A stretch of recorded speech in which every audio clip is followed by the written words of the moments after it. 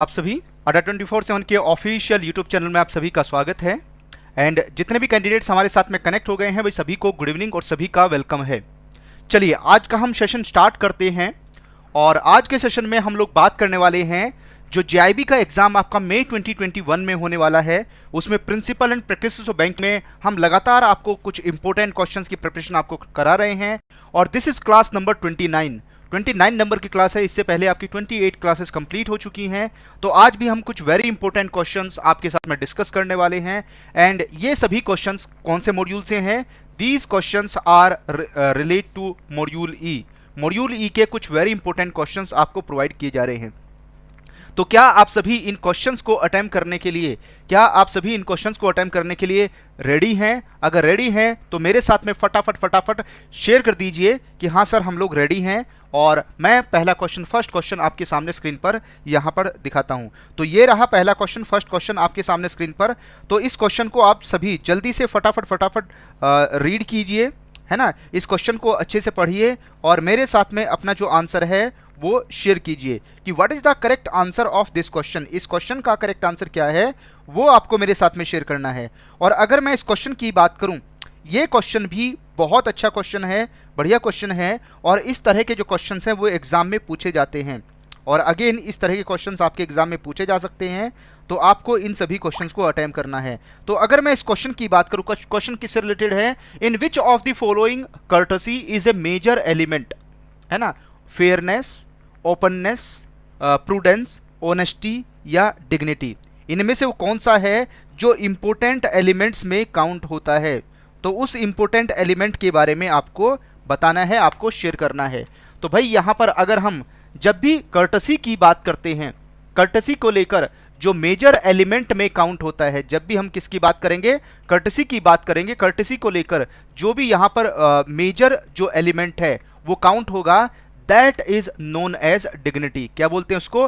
Dignity के नाम से जाना जाएगा। तो यहाँ पर जो डी है वो बिल्कुल करेक्ट आंसर हो जाएगा, है ना। यहाँ पर जो डी है वो बिल्कुल करेक्ट आंसर होगा। चलिए बढ़ते हम लोग आगे, क्वेश्चन नंबर 2 की तरफ मूव करते हैं। क्वेश्चन नंबर 2 आपके सामने स्क्रीन पर है। Every business takes birth, survives and grows with the consent and cooperation of society. Business morally responsible towards the society. This statement is major element of which of the following principle of business ethics? तो आपको बताना है कि इनमें से वो कौन सा ऑप्शन है जिसका ये मेजर एलिमेंट है, जिसको ये स्टेटमेंट यहाँ पर इंडिकेट कर रही है। ऑप्शन नंबर ए कहता है कि ये पार्ट है यहाँ पर डिग्निटी एलिमेंट को यहाँ पर डिफाइन कर रहा है। ऑप्शन नंबर बी कहता है कि फेयरनेस। ऑप्शन नंबर सी कहता है ओपननेस। ऑप्शन नंबर डी कहता है कंसर्न फॉर अदर्स। और ऑप्शन नंबर ई कहता है prudence. What is the correct answer of this question? इस क्वेश्चन का करेक्ट आंसर क्या है वो आपको मेरे साथ में शेयर करना है। तो भाई यहाँ पर अगर मैं इस क्वेश्चन के करेक्ट आंसर की बात करता हूँ, है ना, कोई भी बिजनेस हो, कहाँ पर उसकी किसी सोसाइटी में बर्थ होती है, वहीं पर वो स्टेब्लिश होता है ना। और वहीं पर जब वो बिजनेस यहाँ पर सर्वाइव करता है ना, डिफिकल्ट टाइम में जो सोसाइटी है वही उसको हेल्प करती है और उसी सोसाइटी में वो ग्रो करता है, छोटे बिजनेस से बड़ा बिजनेस बन जाता है। तो क्या यहाँ पर उस बिजनेस फर्म की, उस बिजनेस की क्या सोसाइटी के प्रति कोई रिस्पॉन्सिबिलिटी है कि यहाँ पर वो बिजनेस सोसाइटी को कुछ बेनिफिट पहुँचाए? तो यहाँ पर अगर हम करेक्ट आंसर की बात करें तो that answer will be option number D, concern for others, है ना। यहाँ पर जो कंसर्न फॉर अदर्स है, it will be correct answer of this question. It is the correct answer of this question. चलिए बढ़ते हम लोग आगे, क्वेश्चन नंबर 3 की तरफ मूव करेंगे। क्वेश्चन नंबर 3 आपके सामने स्क्रीन पर है। गांधीयन फिलोसफी, किसकी बात कर रहे हैं हम लोग यहाँ पर? Gandhian philosophy of ट्रस्टशिप has its origin इन। अगर हम गांधीयन फिलोसफी की बात करते हैं, जो ट्रस्टशिप को लेकर गांधीयन फिलोसफी है, उसका ओरिजिन किसको माना जाता है? ऑप्शन नंबर ए कहता है उसका ओरिजिन रामायण को माना जाता है। ऑप्शन नंबर बी, यहाँ पर जो वेद हैं उसको ओरिजिन माना जाता है। Option number C, Bhagavad Gita. Option number D, Mahabharat. Option number E, Bible. What is the correct answer of this question? इस क्वेश्चन का करेक्ट आंसर क्या है वो आपको मेरे साथ में शेयर करना है। तो भाई जल्दी से फटाफट फटाफट मेरे साथ में अपना जो आंसर है वो शेयर कर दीजिए। What is the correct answer of this question, इस क्वेश्चन का करेक्ट आंसर क्या है। तो भाई यहां पर अगर हम गांधी जी की जो फिलॉसफी है ट्रस्टशिप की, उसके ओरिजिन की बात करते हैं तो उसका ओरिजिन कौन है, कौन सा है, दैट इज भगवत गीता। भगवत गीता यहां पर उसका ओरिजिन है। किस फिलॉसफी की बात कर रहे हैं, ट्रस्टशिप की फिलॉसफी की बात कर रहे हैं, जिसके ऊपर पूरा का पूरा बैंकिंग सिस्टम या फाइनेंशियल सिस्टम यहां पर काम करता है। चलिए बढ़ते हैं हम लोग आगे, नेक्स्ट क्वेश्चन की तरफ मूव करते हैं। क्वेश्चन नंबर 4 आपके सामने स्क्रीन पर है। As per Gandhian philosophy who own the industry, है ना, इनमें से कौन है जो इंडस्ट्री को ऑन करता है गांधी जी की जो गांधीयन फिलॉसफी है उसके according. Option number A only management, option number B only employer, option number C only employee, option number D both management and labour, और ऑप्शन नंबर ई कहता है none of the above. What is the correct answer of this question, इस question का correct answer क्या है। तो भाई अगर हम गांधीयन फिलॉसफी की बात करते हैं, जब इंडस्ट्री को ऑन करने की बात करते हैं, इंडस्ट्री को ऑन कौन करता है, तो यहां पर जो करेक्ट आंसर है that will be option number D, both management and labour. दोनों के दोनों यहां पर जो गांधीयन फिलॉसफी के अकॉर्डिंग इंडस्ट्री को ऑन करते हैं। देखिए मैनेजमेंट लेबर के बिना कुछ यहां पर प्रोडक्टिव कुछ अच्छा नहीं बना सकता, और लेबर भी यहां पर मैनेजमेंट के बिना काम नहीं कर सकती। तो यहां पर अगर किसी इंडस्ट्री को ग्रो करना है, किसी इंडस्ट्री को ग्रो करना है, अगर किसी इंडस्ट्री को आगे बढ़ना है, तो यहां पर जो लेबर एंड मैनेजमेंट उन दोनों को आपस में कोऑर्डिनेट करते हुए ही आगे मूव करना होगा। तो यहां पर जो डी है वो बिल्कुल करेक्ट आंसर हो जाएगा। चलिए बढ़ते हैं हम लोग आगे, क्वेश्चन नंबर 5 की बात करें। क्वेश्चन नंबर 5 आपके सामने पर है, corporate governance concept introduce due to which of the following corrupt business practices. जब हम कॉर्पोरेट गवर्नेंस की बात करते हैं, जो कॉर्पोरेट गवर्नेंस का जो कॉन्सेप्ट है वो इनमें से किसकी वजह से यहां पर इंट्रोड्यूस हुआ, जो जिसको हम बोलते हैं करप्ट बिजनेस प्रैक्टिसेस, है ना, वो कौन सा है इसमें से, वो आपको बताना है। तो जल्दी से शेयर कीजिए। फर्स्ट ऑप्शन कहता है that is bribery, option number B की बात करते हैं डिसेप्टिव एडवर्टाइजिंग या मिसलीडिंग एडवर्टाइजिंग भी इसको कह सकते हैं, और ऑप्शन नंबर सी कहता है प्राइस कॉलूजन एंड प्रोडक्ट सेफ्टी, यहां पर प्रोडक्ट की सेफ्टी के ऊपर ध्यान नहीं रखना, है ना, और प्राइस का कॉल्यूशन करना, और ऑप्शन नंबर डी कहता है all of the above, option number E कहता है none of the above. What is the correct answer of this question, इस क्वेश्चन का करेक्ट आंसर क्या है वो आपको मेरे साथ में शेयर करना है। तो भाई यहां पर अगर हम इस क्वेश्चन के करेक्ट आंसर की बात करें तो that is option number D, all of the above यहां पर बिल्कुल करेक्ट आंसर हो जाएगा इस क्वेश्चन का। चलिए बढ़ते हैं हम लोग आगे, क्वेश्चन नंबर 6 की तरफ मूव करेंगे। In personal values which of the following does not serve purpose in the organisation, है ना। जब हम यहां पर पर्सनल वैल्यूज की बात करते हैं तो पर्सनल वैल्यूज को लेकर इनमें से वो कौन सा है जो ऑर्गेनाइजेशन के पर्पस को सर्व नहीं करता। ऑप्शन नंबर ए कहता है that is values serve as standard of behaviour, option number B की बात करें guidelines for profit making and conflict creation, option number C की बात करें values affect our thoughts and action, option number D की बात करें it influence the perception and motivation of employees, option number B की बात करें ई की बात करें it has strong influence on behaviour and attitude. What is the correct answer of this question, इस क्वेश्चन का करेक्ट आंसर क्या है वो आपको बताना है। तो लास्ट वाला जो ऑप्शन है उसको मैं एक बार आपके लिए रीड कर देता हूं, या उसको मैं एक बार, है ना, जो कंटेंट है उसको थोड़ा सा स्मॉल कर देता हूं सो दैट आपको विजिबल हो,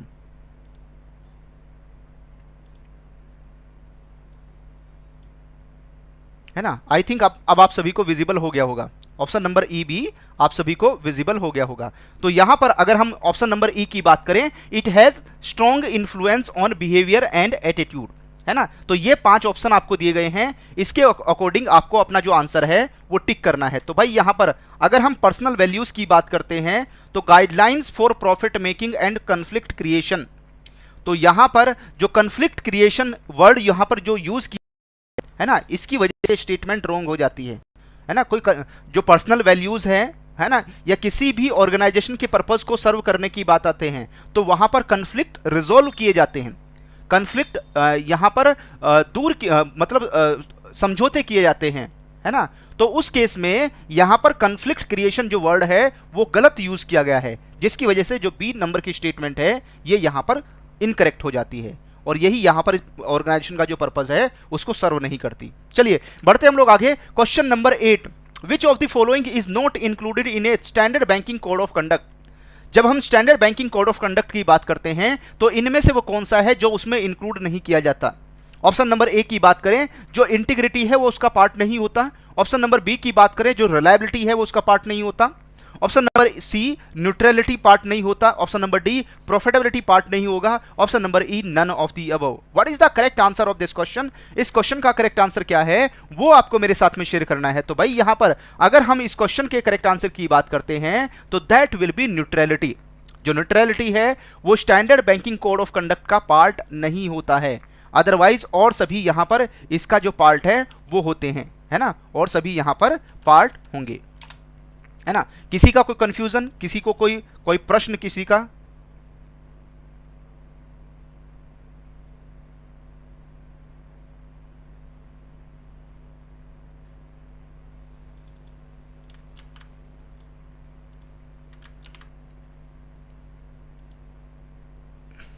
ओके, इसमें थोड़ा सा करेक्शन कर लीजिए इस क्वेश्चन में, है ना। That is option number D, profitability. जो न्यूट्रलिटी होती है वो तो यहाँ पर एक तरीके से किसी के साथ में पार्शलिटी ना करना, है ना, किसी के साथ में पार्शलिटी ना करना आ जाता है। किसी के साथ में जो पार्शलिटी है वो यहाँ पर, है ना। तो करेक्ट आंसर हो जाएगा यहाँ पर ऑप्शन नंबर डी। डी यहाँ पर करेक्ट आंसर होगा, दैट इज प्रॉफिटेबिलिटी। जो प्रॉफिटेबिलिटी है वो standard banking code of conduct का पार्ट नहीं होता, तो डी यहाँ पर करेक्ट आंसर होगा, है ना।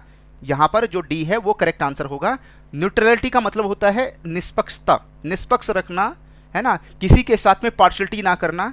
जो भी हमारे साथ में हमारे पास में कस्टमर आ रहे हैं, जो भी कस्टमर हमारे पास में आ रहे हैं, हम सभी को, है ना, इक्वली ट्रीट करें, यहाँ पर उनके साथ में हमारा कोई भेदभाव ना हो।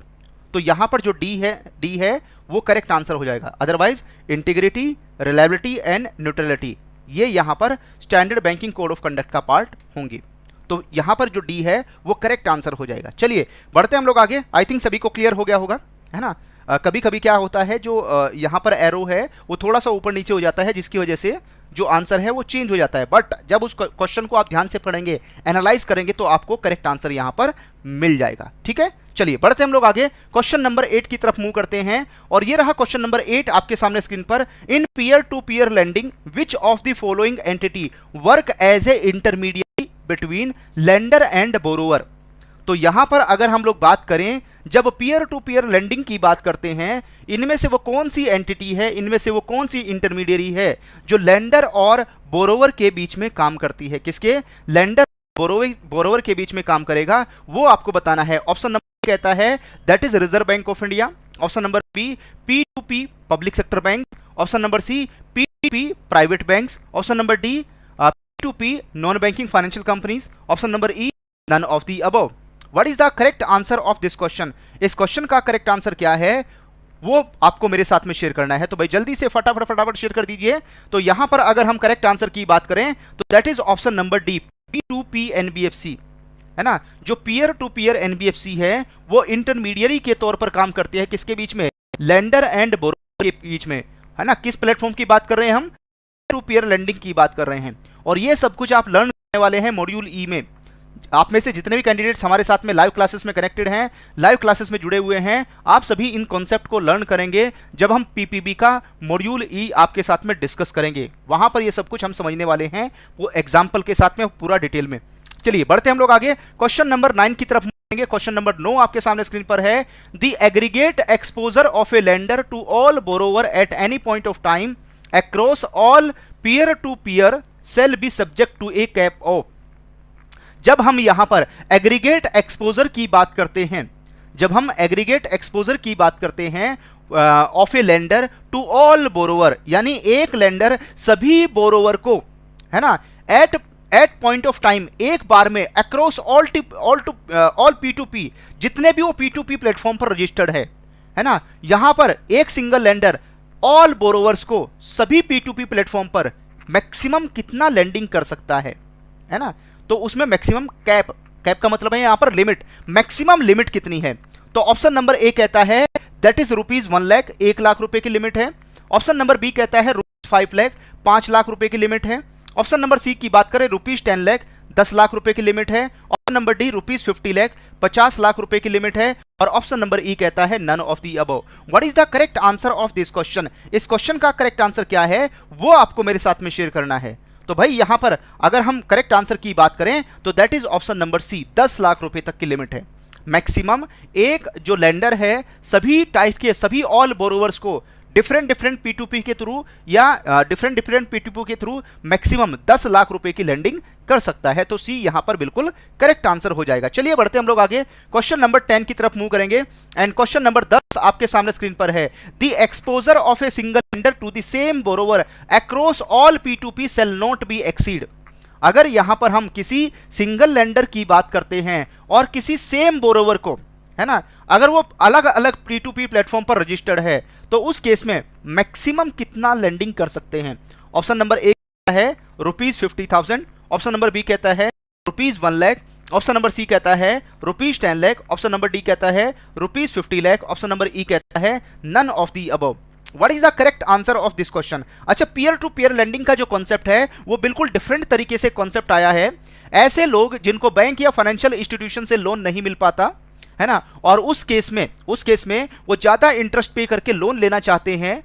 एंड यहां पर अगर पब्लिक भी लेंडर बनना चाहती है, पब्लिक बोरोवर है और पब्लिक ही लेंडर बनना चाहती है, तो यहां पर जो पब्लिक लेंडर है और पब्लिक बोरोवर है उनको आपस में लेंडिंग और बोरोइंग कराई जाती है। तो इसके लिए जिस प्लेटफॉर्म का यूज होता है that is known as P2P NBFC, peer to peer non banking financial company के नाम से जाना जाता है। तो इसमें यहां पर सिंगल पर्सन के लिए जो लिमिट है ना, सिंगल लेंडर से, है ना, सिंगल पर्सन जो सिंगल लेंडर है, सिंगल बोरोवर है, उनके बीच की जो लिमिट है, यानी एक दूसरे को मैक्सिमम यहां पर 50,000 रुपीज तक का ही लोन प्रोवाइड कर सकते हैं।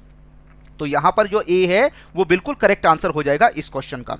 तो इन 10 क्वेश्चंस को 10 क्वेश्चंस को अटेम्प्ट करने के बाद में आज आपने कितना स्कोर किया है तो जल्दी से मेरे साथ में शेयर कर दीजिए कि आज का आपका स्कोर कितना है। और अगर आप इन सभी कॉन्सेप्ट को लर्न करना चाहते हैं, क्योंकि ये सारे क्वेश्चन रिलेट करते हैं कहां से, मॉड्यूल ई से, तो यहां पर एक एक कॉन्सेप्ट को हम आपको डिटेल में एग्जाम्पल के साथ में समझाते हैं। तो आप हमारे साथ में कनेक्ट हों GIB May 2021 बैच 3.0 में हमारे साथ में जुड़े, जिसमें आप PPB, अकाउंट्स और लीगल तीनों पेपर की तैयारी कर सकते हैं। और ये इवनिंग बैच है। इस बैच का लिंक आपको वीडियो के डिस्क्रिप्शन में और कमेंट में मिल जाएगा, जिसके ऊपर क्लिक करके अभी एनरोलमेंट करें और आज से ही लाइव क्लासेस ज्वाइन करें। और यहां पर इसमें 78% का डिस्काउंट अवेलेबल है। इसके लिए आप कोड यूज करना होगा Y195। ये कूपन कोड यूज करेंगे, ये सारे बेनिफिट आपके अकाउंट में क्रेडिट हो जाएंगे इस कूपन कोड की वजह से, और इसके साथ साथ आपको 78% का डिस्काउंट मिल जाएगा। कैसे इस बैच में एनरोलमेंट करना है, तो आइए आप प्रोसेस समझ लीजिए। तो सिंपल प्रोसेस है, आपको अपने ब्राउजर में टाइप करना है adda247.com। ये टाइप करने के बाद में आपको बैंकिंग के ऊपर क्लिक करना है, कोर्सेस में आना है। जैसे आप नीचे कोर्सेस में आएंगे तो यहां पर क्लिक करें, सेकंड लाइन में 4th नंबर पे JAIIB, इसके ऊपर आप क्लिक करें। और जैसे ही आप इसके ऊपर क्लिक करेंगे, इसके ऊपर क्लिक करने के बाद में आपको यहां पर क्या करना है, स्टार्टिंग में आप देखेंगे सेकंड नंबर पे आ रहा है यहां पर बैच 3.0 आपको सेकंड नंबर पे मिल जाएगा। इसके ऊपर आपको क्लिक करना है।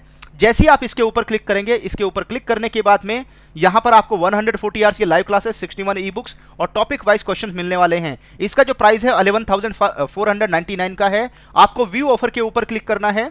जैसे आप व्यू ऑफर के ऊपर क्लिक करेंगे तो सबसे पहले अपनी जो ईमेल आईडी है उसको टाइप करें। ईमेल आईडी टाइप करने के बाद में आपको क्या करना है, नीचे यहां पर कूपन कोड टाइप करने का ऑप्शन हाईलाइट हो जाएगा। तो कूपन कोड टाइप करें Y195 और भाई अप्लाई के ऊपर क्लिक कर दो। जैसे आप अप्लाई के ऊपर क्लिक करेंगे, ये 15,000 रुपए का बैच, इसमें 8,800 का डिस्काउंट आपको मिल जाएगा। और ये 2644 रुपए में ये GIB का कंप्लीट बैच आज आपको मिल जाएगा। इसके साथ साथ अगर आप यहां पर मॉक टेस्ट के थ्रू प्रैक्टिस करना चाहते हैं, जैसे क्वेश्चंस की प्रैक्टिस हम अभी आपको करा रहे थे, अगर इसी तरह के क्वेश्चन चाहिए तो यहां पर GIB ऑनलाइन लाइव क्लासेस से नीचे थोड़ा सा स्क्रॉल कीजिएगा, है ना, यहां पर आ जाएगा GIB टेस्ट सीरीज। इसमें स्टार्टिंग में ही है GIB 2021 PPB AFB LRB combo 30 mock test आपको मिलने वाले हैं, जिनकी वैलिडिटी 6 महीने की है। तो यहां पर इसके ऊपर आपको क्लिक करना है। जैसे आप इसके ऊपर क्लिक करेंगे, ये 4379 का है। यहां पर 4000 से लगभग 4000 क्वेश्चंस मिलने वाले हैं इसमें मॉक टेस्ट में, 30 मॉक टेस्ट में, क्योंकि हर मॉक टेस्ट में 120 क्वेश्चन होते हैं। तो इसमें भी ऑफर अवेलेबल है। व्यू ऑफर के ऊपर क्लिक करें। जैसे ही आप व्यू ऑफर के ऊपर क्लिक करें तो यहाँ पर आपको क्या करना है, सबसे पहले अपनी जो ईमेल आईडी है उसको टाइप करें। ईमेल आईडी टाइप करने के बाद में आपको यहाँ पर कूपन कोड टाइप करना है Y195 और भाई अप्लाई के ऊपर क्लिक कर दो। जैसे ही आप अप्लाई के ऊपर क्लिक करेंगे तो यहाँ पर ये जो 7,000 रुपये की मॉक टेस्ट सीरीज है 1007 रुपीज़ 1,007 रुपये में आपको मिल जाएगा। तो इसका लिंक भी आपके साथ में चैट में शेयर कर दिया गया है, जिसके ऊपर क्लिक करके आज ही आप ये जो मॉक टेस्ट है उनको परचेज कर सकते हैं, क्योंकि आज 78% का डिस्काउंट है और यहाँ पर हर क्वेश्चन का डिटेल सॉल्यूशन मिलेगा, हर क्वेश्चन का आपको आंसर प्रोवाइड किया जाएगा। तो चलिए फिर हम आज का सेशन यहीं पर वाइंड अप करते हैं। Thank you all of you, happy learning, जय हिंद।